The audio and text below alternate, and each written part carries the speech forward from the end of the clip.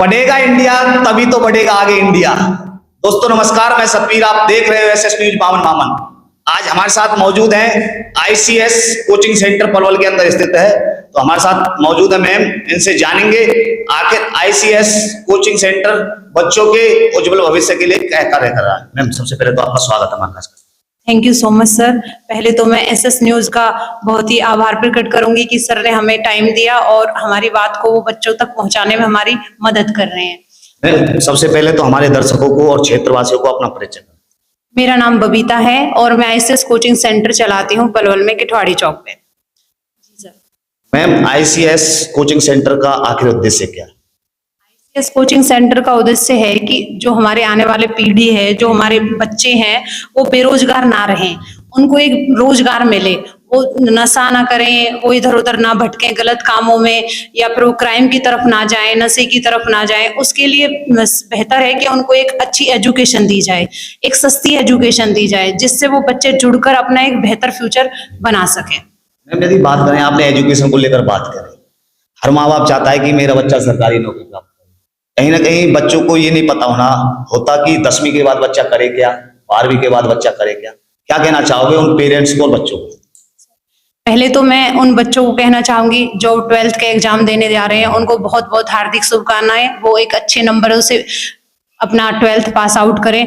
दूसरी बात, बहुत पैनिक ना करें। ये जो 12th की परसेंटेज है उनके दिमाग में या पेरेंट्सों के दिमाग में ये रहता है कि हमारे बच्चे ने 90 को टारगेट नहीं किया, 95 को टारगेट नहीं किया, तो इससे कुछ नहीं होना। आपका बच्चा अगर 70% भी ले रहा है, अगर वो अच्छे नंबरों से पास है, तो भी बहुत कुछ है।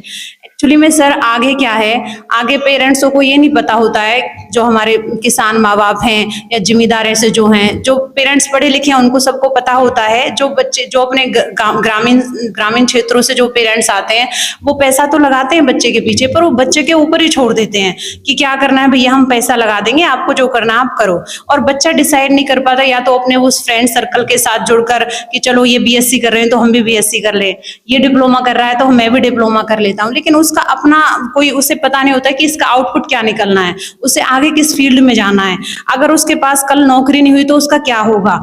देखो, सबको अपने हिसाब से, अपने परिवार के हिसाब से काम करना होता है। कुछ लोग हमारे ऐसे भी हैं कि वो जॉब ना करें तो भी कोई दिक्कत नहीं है, उन पे अच्छी प्रॉपर्टी है, अच्छा काम धंधा है, अच्छा बिजनेस है। लेकिन कुछ बच्चे ऐसे हैं मिडिल क्लास के, जिनको जॉब की बहुत जरूरत होती है, और एक घर में अगर एक सरकारी नौकरी होती है तो उससे जीवन एक अच्छे परिवार बन जाता है, उसकी 3 पीढ़ियां बहुत अच्छे से कट जाती हैं, उनके माँ बाप सेव हो जाते हैं, वो खुद अपना सेव हो जाते हैं, और उनके आने वाले बच्चे सेव हो जाते हैं। तो सर मैं यही कहूंगी पेरेंट्स को भी और बच्चों को भी कि 12th के बाद बहुत बड़ा क्वेश्चन मार्क होता है कि अब हम क्या करें। चाहे आप साइंस से पढ़ रहे हो, चाहे आप कॉमर्स से पढ़ रहे हो, चाहे आप आर्ट्स से पढ़ रहे हो, नो मैटर, आगे आपको क्या करना है वो मैटर करता है। आप साथ साथ में कोई डिग्री करो, डिप्लोमा करो, जो भी आप करना चाहते हो। ऐसा नहीं है सिर्फ आप 12th करके और गवर्नमेंट जॉब की तैयारी करो, लेकिन ये जरूर है कि साथ साथ अपना कुछ अपनी डिग्री भी बढ़ाओ। लेकिन सिर्फ डिग्री मत बढ़ाओ, सिर्फ डिग्रियां इकट्ठी मत करो, साथ साथ में कंपटीशन एग्जाम्स की तैयारी करो। आईसीएस कोचिंग सेंटर पलवल में है, किठवाड़ी चौक पे इसकी ब्रांच है। ऑल ओवर हरियाणा में इसकी 400-500 ब्रांचेस हैं। बहुत हरियाणा का टॉप नंबर 1 ये आपका आईसीएस कोचिंग सेंटर आता है। बबीता मैम, परिमल सर हमारे बहुत अच्छे गाइड करते हैं, बच्चों को बहुत अच्छा पढ़ाते हैं। 0 लेवल से बच्चे को एडवांस लेवल तक का पढ़ाया जाता है एक सिस्टमेटिक तरीके से। लेकिन बच्चे को उसके लिए सबसे पहला स्टेप ये लेना है कि 12वीं के बाद उसे एग्जाम्स की तैयारी करनी शुरू कर देनी है। लगभग सर ये प्रोसीजर ये है कि अब ये टाइम तो है नहीं कि 6 महीने बच्चा पढ़ा और नौकरी लग गई। अब कम से कम बच्चे को साल, 1.5 साल, 2 साल, 3 साल भी लग जाती है। अगर बच्चा एवरेज है और थोड़ा जैसे स्लो लर्नर है तो उसको 3 साल भी लग जाती है। लेकिन हार्ड वर्कर अगर वो है तो वो अचीव कर लेता है अपने टारगेट को।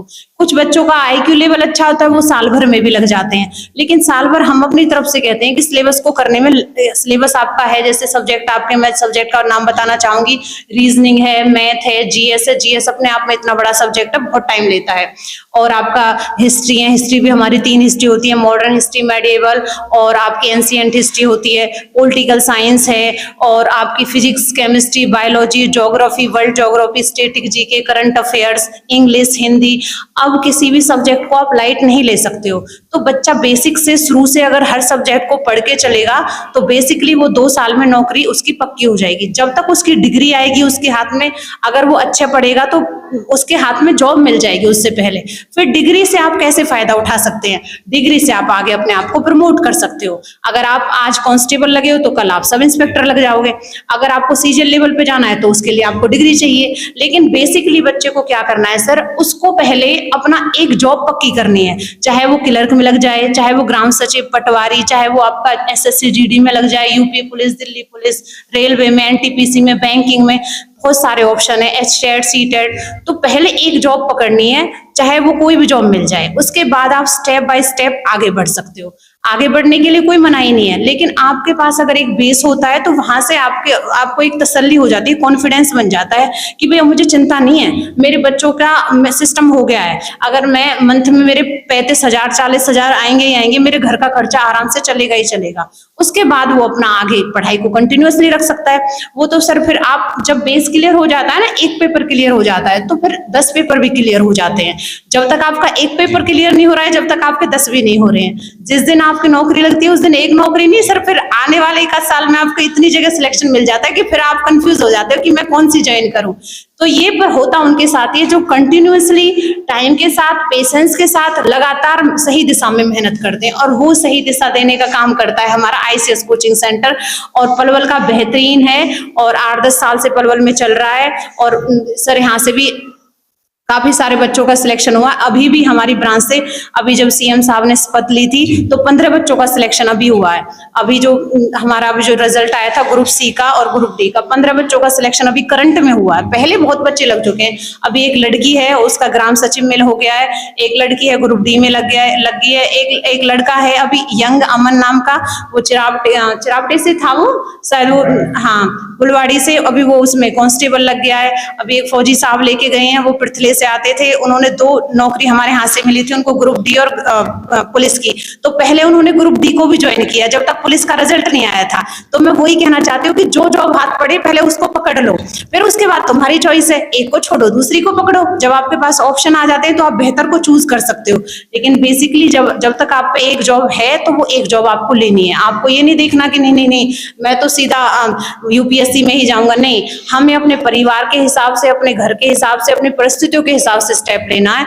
उसमें फिर हम कभी परेशान नहीं होते हैं। एक अच्छा हम अपने बच्चों को पढ़ा पाएंगे, लिखा पाएंगे, एक अच्छा समाज बना पाएंगे। मैम आपने बताया कि हमारा बेहतरीन कोचिंग सेंटर है, पलवल के अंदर अनेकों कोचिंग सेंटर खुले, आईसीएस कोचिंग सेंटर क्यों बेहतर है? पहली बात तो सर इसमें हम आईसीएस कोचिंग सेंटर में एक सिस्टमेटिक पढ़ाई देते हैं। जो इसके टीचर्स हैं मैं आपको जरा बता देती हूँ, वो हमारे हरियाणा के टॉप हैं। बबीता त्यागी मैम है, उनकी बहुत ही वो पढ़ाती हैं। वो जो पढ़ाती है ना, वो एक कहानी के माध्यम से टॉपिक को डिलीवर करती हैं बच्चों को। वो सिर्फ ऐसे नहीं कि बुक से कोई लाइन पढ़ा के आपको बता दी, वो आपको एक कहानी बताएंगी और एक कहानी में आपको वो सारा समझा देती हैं कि वो कब बना, वो रूल कब, एक्ट कब बना, कब लागू किया गया, किसने लागू किया, उसका पर्पस क्या था, उस कमेटी ने क्या काम किया, उसके फायदे क्या, उसके नुकसान क्या है। परिमल सर जो हमारे सर हैं, डायरेक्टर हैं आईसीएस कोचिंग सेंटर के, वो मैथ पढ़ाते हैं। वो मैथ बच्चों को ऐसे नहीं पढ़ाते, रटवाते नहीं है फॉर्मूले। वो बच्चों से कहते हैं कि पहले आप बेसिक से आपको पता होना चाहिए। अगर वो प्रॉफिट लॉस पढ़ाएंगे तो वो आपको बताएंगे कि ये प्रॉफिट लॉस के सवाल किसके सवाल हैं, ये दुकानदार के सवाल हैं, ये किस तरह से कब प्रॉफिट होगा, कब लॉस होगा, आपको कैसे सोचना है। आपको एक दुकानदार की तरह सोचना है तो आप क्वेश्चन कर पाओगे। आपको प्रैक्टिकल लाइफ में वो बच्चों से कहते हैं कि आप मार्केट में जाके देखो, आप खरीदो चीजों को, आप समझोगे तब कि प्रॉफिट क्या होता है, लॉस क्या होता है। तो वो यही है, प्रैक्टिकल लाइफ से जोड़कर ज्यादा बताते हैं, इसलिए और इंस्टीट्यूटों से बेहतर आप अलग रास्ता बनाते हैं। नो डाउट सब अपने हिसाब से अच्छा पढ़ाते हैं, लेकिन ये जो इनका पढ़ाने का तरीका है, और हंसते गाते, प्रेशर की तरह नहीं पढ़ाते पढ़ाई को, तो हंसते गाते बच्चों को सिखा देना एक इनका प्लस पॉइंट है सर। मैम यदि बात करें, आजकल पेरेंट्स ये नहीं देख पाता है कि स्कूलों को लेकर बात करें, संस्थानों को लेकर बात करें, कहीं ना कहीं देखा जाता है बिल्डिंग तो बहुत अच्छी होती है, लेकिन स्टाफ को लेकर बात करें तो स्टाफ किस तरीके का आईएएस कोचिंग सेंटर? सर बहुत ही बेहतरीन स्टाफ है, हमारी क्लासेस लाइव चलती हैं। ICS कोचिंग सेंटर सोनीपत इसका हेड ऑफिस है। यहाँ पे हम स्टाफ भी रखते हैं। जैसे हमारे यहाँ पे 2 क्लासेस चलती हैं, ओल्ड जनरल और न्यू जनरल। जो बच्चे हमारे पहले से जुड़े हुए हैं हमसे, साल 1.5 साल से तैयारी करते हैं, उसको हम ओल्ड जनरल का नाम देते हैं। जो बच्चे अब करंट में एडमिशन लेते हैं उनको हम नया बैच बनाते हैं न्यू जनरल के नाम से। तो उनमें बेसिकली एक स्टाफ मेंबर मैं रखती हूँ कि बच्चे आवाज ना करें, फोन यूज ना करें। कैमरे की सुविधा है, CCTV कैमरे लगे हुए हैं, और लड़कियों के लिए वॉशरूम अलग है, लड़कों के लिए वॉशरूम हमने अलग बना रखे हैं। पानी की, ठंडे पानी की, गर्म पानी की दोनों सुविधाएं हैं। उसके बाद एक बहुत बड़ी हम फैसिलिटी ये देते हैं कि हम सिर्फ एक बैच कराते हैं 9 से 3। उसके बाद हम ब्रांच को बंद करते हैं 6-7 बजे। तो जो बच्चे, जिनके बच्चों के घर पे जैसे ज्वाइंट फैमिली है, एक कमरा किसी के घर में है, तो वो कैसे पढ़े घर जाकर। तो हम कहते हैं 3 बजे के बाद फ्री आपके लिए, हम कोई दूसरा बैच नहीं लगाते। आप 3-4 घंटे यहाँ होमवर्क कर सकते हो अपना बैठ के। कोई बच्चों का जैसे आपस में सर्कल बना रहता है कि आप ना जो भी होमवर्क जो पढ़ाया जाता है, डेली का काम डेली करो, तो वो हम सारे बच्चों को प्रोवाइड करते हैं कि किसी के घर पे पढ़ने का माहौल ना भी हो तो वो यहाँ पे पूरा पढ़ सके।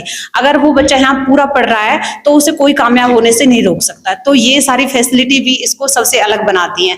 काफी अच्छा स्पेस है सर, और रिसेप्शन एरिया भी है, सारा सिस्टम है। एक सिस्टमेटिक, मतलब जो गवर्नमेंट के हिसाब से तय होना चाहिए वो सारा सिस्टम हमारे इंस्टीट्यूट पे है। बबीता मैम, आपने बताया कि 400 से प्लस पूरे हरियाणा के अंदर ऑल ओवर ब्रांच हैं। तो लेकिन यदि बात करी जाए पूरे ऑल हरियाणा को लेकर के, अब तक कितने बच्चों को आपकी कोचिंग सेंटर से सिलेक्शन हो चुका है? सर ये तो मुझ पे आंकड़ा नहीं है, कम से भी कम हजारों बच्चों का सिलेक्शन हो गया है, अगर आप ऑल ओवर में बात करते हैं।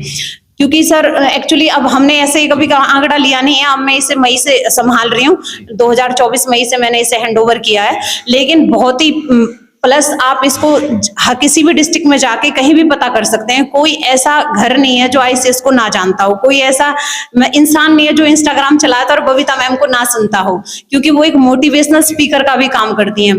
उनका कहना ये है कि सिर्फ बच्चों को ना, मतलब प्रेशर ना बनाया जाए। पेरेंट्सों को भी वो यही कहती है कि आप बच्चों को प्रेशर ना बनाओ, बस उनको एक अच्छी डायरेक्शन दो। दबाव मत बनाओ कि आपको 90% लेने, आपको ये टारगेट। आप उनको फ्री माइंडली बस एक अच्छा माहौल दो। जब आप उनको माहौल दोगे तो वो अपने आप अच्छे बनेंगे, अपने आप अच्छे अपनी तरक्की में अपना टाइम लगाएंगे। उनका जो सर्कल है वो अच्छा होना चाहिए। सर एक बच्चा, अगर 4 बच्चे पढ़ने वाले, एक बच्चा ना पढ़ने वाला है तो वो उन्हें अफेक्ट करता है। तो बस इसी चीज का ध्यान रखो कि आपका बच्चा सर्कल सही है, वो सही डायरेक्शन में मेहनत कर रहा है, उसके टीचर कहाँ हैं, कैसे टीचर उसको पढ़ा रहे हैं, क्या टाइमिंग है, और बच्चों पे एक्स्ट्रा प्रेशर मत डालो। बाकी जो बच्चा पढ़ेगा वो अपने आप ही बेहतर करेगा, क्योंकि जो बच्चों में, जो 12वीं के बाद बच्चों में जो एनर्जी होती है वो उनकी बहुत बेस्ट एनर्जी होती है, बस उसको दिशा देने की जरूरत होती है।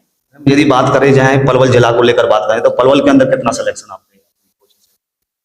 पलवल जिले में अभी मैंने जैसा कि बताया कि 15 बच्चों के अभी हमारे सिलेक्शन हुए हैं। अभी 2-3 महीने पहले जो रिजल्ट डिक्लेयर हुआ है ग्रुप सी और ग्रुप डी का, उससे पहले मैंने आपको बताया 2024 से मैंने इसको हैंडओवर किया। उससे पहले भी काफी सारे सिलेक्शन है, लेकिन उनकी मेरे पास लिस्ट नहीं है, क्योंकि मैंने इसको 2024 से लिया है। अभी मुझे 1 ईयर कंप्लीट भी नहीं हुआ है। बाकी बहुत, अगर आप ऑल ओवर हरियाणा की बात करते हो तो ICS, अभी बबीता मैम और परिमल सर बता रहे थे कि वो भौंडसी जेल में वहां पे गए थे, तो जितने भी टोटल बच्चे थे 80% बच्चे जो लड़कियां थी, लड़के थे, मतलब पुलिस में जो ट्रेनिंग कर रहे थे वो ICS कोचिंग सेंटर के थे। तो आप किसी भी डिपार्टमेंट में अगर जाते हो ना तो ICS कोचिंग सेंटर का आपको वहां पे स्टूडेंट मिलना ही मिलना है। चाहे आप किसी भी उसमें चले जाओ डिपार्टमेंट में, चाहे आप पटवारी में, ग्राम सचिव में, चाहे आप पुलिस की तरफ चले जाओ, ग्रुप डी की तरफ चले जाओ, SSC GD में हमारे बच्चों का बहुत सिलेक्शन हुआ है, यूपी पुलिस में, दिल्ली पुलिस में, तो हर जगह हमारे बच्चे जाते हैं। जब से इस जमाने के अंदर मोबाइल का प्रयोग होने लगा है तो देखना चाहोगे कि लड़के भी लड़कियां भी अश्लीलता वीडियो बनाते हैं, रील बनाते हैं फेसबुक इंस्टाग्राम पर, उनको क्या मैसेज देना चाहोगे एक महिला होने के नाते? सर मैं उनको बस यही मैसेज देना चाहूंगी कि बेटा एक एज होती है, हमें समझ में नहीं आती कि चीजें हमारी क्या है, क्या सही है, क्या गलत है। जो भी बच्चे रील्स में अपना फ्यूचर देख रहे हैं वो बिल्कुल गलत देख रहे हैं। रील्स में कोई फ्यूचर नहीं है, कोई क्रिएटिविटी नहीं है। आप कल को इंस्टाग्राम बंद हो जाए तो आप क्या करोगे? टिकटॉक भी बंद हुआ था, ये भी बंद हो सकता है। लेकिन आप अपने अंदर हुनर पैदा करो कि अगर आप एक अच्छे, आपकी अगर गवर्नमेंट जॉब लगती है, सर आप जब तक गवर्नमेंट है, जब तक हमारा सिस्टम है, जब जब तक हमारा देश है आपकी नौकरी सेफ है। तो ये हुनर पैदा करो। ये रील्स वगैरह के थ्रू जो बच्चे कोशिश कर रहे हैं कि फॉलोअर बनाएं, अश्लीलता को बढ़ा रहे हैं, ये बिल्कुल गलत तरीका है और आगे जाके उनको बहुत दुख होने वाला है। क्योंकि एक्चुअली में सर जब हमें पता नहीं होता, जब हम कर रहे होते हैं, लेकिन आगे हमें परिवार भी बनाना होता है, उसके बाद समाज में भी हम रहते हैं, तो हमें फिर वो चीजें अफेक्ट करती हैं। आप ये सोचो कि आज जो हम कर रहे हैं फिर वो हम अपने बच्चों को करवा पाएंगे तो अच्छा लगेगा। तो इसलिए शिक्षा को बढ़ावा दो। शिक्षा सबसे बेस्ट है। आप एजुकेशन अगर आपको मिल रही है तो आप ब्लेस्ड हो, आपको अपने देश के दुनिया के बारे में जानकारी मिल रही है तो सबसे अच्छी बात है। आप नौकरी लगना भी दूसरा बात हो जाती है सर। आपको अगर किसी के साथ बात भी करते हो तो आपको बड़ा प्राउड फील होता है अगर आपको नॉलेज है। अगर आपको कंसेप्ट की नॉलेज नहीं है ना, ये सिर्फ ये नहीं है कि आपको पेपर दे दिया और पास हो गए, ठीक है। आप किसी चार बंदों में बैठते हो और किसी विषय पे चर्चा चलती है, राजनीति के विषय पे चर्चा चलती है, प्रधानमंत्री के विषय पे, या कोई भी कोई इशू हो सकता है, तो अगर आपको पढ़े लिखे हो तो आपको बहुत हेल्प मिलती है कि आप उसमें अपने रख सकते हो अनुभव कि नहीं ऐसा नहीं था, उस टाइम पे ऐसा था और अब चीजों में ये बदलाव हुआ है, अब ये अच्छी चीज हुई है या ये बुरी चीज हुई है। तो पढ़ाई हमारी हर जगह काम आती है, घर से लेकर बाहर तक। जो पढ़ने वाले बच्चे हैं उनको क्या मैसेज देना चाहेंगे कि मोबाइल का किस तरीके से प्रयोग करना चाहिए? मैं यही कहना चाहूंगी कि बेटा अपना ना एक टाइम फिक्स करो मोबाइल पे। देखो आजकल हम अगर अश्लीलता की बात करें तो अश्लीलता से अलग हम अच्छी बातें भी कह सकते हैं। अब बच्चे ऑनलाइन के माध्यम से घर बैठे हैं, जैसे कोरोना काल आया तो बच्चे आराम से फोन पे पढ़ पा रहे थे। जब स्कूल कॉलेज सब बंद हो गया था तो बच्चे अपना मोबाइल से पढ़ सकते थे और बच्चे पढ़े भी हैं सर। कोरोना के खुलते ही जो जगह निकली थी उनमें आईसीएस के बच्चों का सिलेक्शन भी हुआ आईसीएस से पढ़ के। तो बहुत सारी ऐप भी हैं और आईसीएस की ऐप भी है, या जो भी यूट्यूब पे भी बहुत सारा फ्री जो मटेरियल है वो आप पढ़ सकते हो, लेकिन अच्छी चीज के लिए आप यूज करो। मैं ये कहूंगी कि ये अपना जो, अगर ये बिल्कुल गलत नहीं है कि आप इंस्टाग्राम मत देखो, अगर आपको देखना भी है तो बिल्कुल फिक्स कर दो कि भाई हमें शाम को 10 मिनट हम देख लेंगे, अपना माइंड फ्रेश कर लेंगे, क्या चल रहा है देश दुनिया में, देखना चाहिए। लेकिन ऐसा नहीं कि आपको यही नहीं पता चले स्क्रॉल करते करते कब आपने 2 घंटे लगा दिए, कब आपका समय निकल गया, तो वो आपका सफलता सर कहते हैं, परिमल सर, वो मुझे बात बहुत अच्छी लगती है, बबीता मैम भी कहती है, सफलता ये नहीं है कि आप टाइम लगाओ, आपका हर दिन तय करेगा कि आप कितने सफल होगे। आपका हर दिन जो आपने बैलेंस बनाया कि आज अपने आप को ना एक जब भी 10 मिनट का टाइम दो तो पूरे अपने सिस्टम पे नजर डालो, पूरे दिन आज मैंने क्या किया, दिनचर्या में आज मैंने क्या नया सीखा। अगर आप सिर्फ फोन में लगे रहते हो तो आपको पता चल जाएगा यार मैं एक दार्शनिक बना रहा, सिर्फ मैं एक दृष्टा बना रहा, मैंने बस दूसरों को देखा।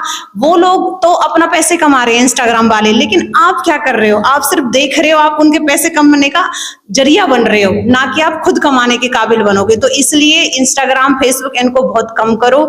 बिल्कुल ऐसा नहीं कि देखो ही मत, देखो लेकिन अपना 5-10 मिनट का टाइम फिक्स कर लो, काम की चीज देखें। जहाँ काम की चीज देखें, ना पर्ची ना खर्ची, क्योंकि आज के समय में गरीब का बच्चा भी सरकारी नौकरी प्राप्त करा। क्या कहना चाहोगे हरियाणा सरकार के लिए? हरियाणा सरकार के लिए मैं बहुत ही अच्छी शुभकामनाएं देना चाहूंगी सर। बिना पर्ची बिना खर्ची से जो आज पॉजिटिव माहौल बच्चों में पैदा हुआ है, शायद ये पहले कभी था। एक्चुअली में क्या था सर, पहले ये था लोगों को कि बड़े लोगों के ही बच्चे लगेंगे, इनकी जानकारी है तो यही बच्चे लगेंगे। अब उन सब बच्चों के लिए मौका है जो बच्चे गरीब परिवार से या मिडिल लोअर परिवार से, अब आपका हाथ, आपके खुद के हाथ में आपका फ्यूचर है बेटा। अब सब एक ही रेस में, अमीर का बच्चा भी और गरीब का बच्चा भी। अब जो जितनी मेहनत करेगा, जो जितनी मेरिट लिस्ट में आएगा वो अपना सिलेक्शन पक्का करेगा। अब जो पढ़ेगा वो ही आगे बढ़ेगा। अब नो पर्ची नो खर्ची, अब बहुत फेयर सिलेक्शन हो रहे हैं सर। पलवल के पेरेंट्स और बच्चे पूछना चाहेंगे कि टाइमिंग को लेकर और फीस को लेकर किस तरीके की आईसीएस कोचिंग सेंटर देने का? टाइमिंग हमारे यहाँ पे सर 9 से 3 क्लासेस चलती हैं और फीस हमारी 1 साल की 10,000 रुपए है। बहुत ही बेसिक फीस है, हर बच्चा अफोर्ड कर सकता है, चाहे उसका माँ बाप बेलदारी करता है, चाहे मजदूरी करता है, चाहे किसानी करता है। 1 साल की फीस अगर आप देखो तो 1,000 रुपए पर मंथ भी नहीं पड़ रही है आपको टोटल। तो मैं यही कहना चाहूंगी कि आपको एक बार जरूर आईसीएस कोचिंग सेंटर में आए। 2 दिन का हमारा फ्री ट्रायल क्लासेस होता है, मंडे और ट्यूसडे को। आप एक बार देखें, अगर 2 दिन आपको अच्छा लगता है तो तीसरे दिन आप एडमिशन करा सकते हैं और सारी सिस्टम आप समझ सकते हैं। 2 दिन में आप सब कुछ समझ जाते हैं कि किस तरह का यहाँ पे माहौल है, किस तरह की यहाँ पे पढ़ाई कराई जाती है। वर्तमान में अभी किस किस चीज की तैयारी आप करा रहे हैं? सर वर्तमान में हम सारी तैयारी कराते हैं, जैसे कि Delhi police, UP police, Haryana police, ये तो सीईटी के अंदर आ गया है। सीईटी के अंदर सारी जो ग्रुप सी की आ गई हैं, जैसे ग्राम सचिव, पटवारी, नायब तहसीलदार, जेई, और ये आपकी एलएम वगैरह जो बिजली विभाग में लगते हैं, एसएससी, जीडी, एनटीपीसी, और बैंकिंग वगैरह के लिए भी हम क्लर्क लेवल तक की तैयारी कराते हैं। इवन हम सीजीएल लेवल तक की तैयारी करते हैं। बहुत बच्चों का भी, जैसे प्री का रिजल्ट आया था, बहुत बच्चों का प्री भी क्लियर हुआ है सीजीएल लेवल तक का। तो हम यही कहना चाहते हैं कि जो बच्चा पढ़ना चाहता है उसे हम अच्छी पढ़ाई देते हैं, बिल्कुल जीरो से लेके एडवांस लेवल तक की पढ़ाई कराते हैं। क्या संदेश देना चाहोगे पलवल वासियों को और पेरेंट्स और बच्चों को? बस अभी तो मैं बच्चों को, 12th के बच्चों को शुभकामनाएं देना चाहूंगी कि अभी आपने जो साल भर मेहनत करी है, अब उसका आउटपुट निकलेगा अच्छे से। पेशेंस के साथ, घबराना नहीं, आराम से अपने एग्जाम्स करो, और उसके बाद सही डायरेक्शन में आपको ये सोचना है कि अब हमें अपनी जिंदगी कैसे चाहिए। 12वीं तक पेरेंट्स की जिम्मेदारी होता है बच्चा की, भाई उन्होंने 12वीं करवाई, 12वीं तक बेसिक एजुकेशन हमारी मानी जाती है। अब बेटा 12वीं के बाद तुम खुद कर सकते हो, ट्यूशंस वगैरह साथ करके अपना जेब खर्ची भी निकाल सकते हो। अब मेहनत करो और आगे बढ़ो। आपके पास सामने बहुत सारे मतलब रास्ते हैं, ऐसा नहीं है। जहां भी आपकी जगह, हर जगह जहां भी फॉर्म निकलते हैं, आप हर जगह अप्लाई करो, जहां आपका काम बन जाए आप उसको ग्रेब कर लो। बहुत बहुत धन्यवाद। Thank you sir. दोस्तों ये थे हमारे बीच में आईसीएस कोचिंग सेंटर जो पलवल के अंदर स्थित है, बबीता मैम है। इन्होंने हमें तमाम जानकारी दी और इन्होंने बताया कि आईसीएस कोचिंग सेंटर पूरे ऑल हरियाणा के अंदर 400 प्लस ब्रांच हैं और तमाम बातें इन्होंने हमको बताई।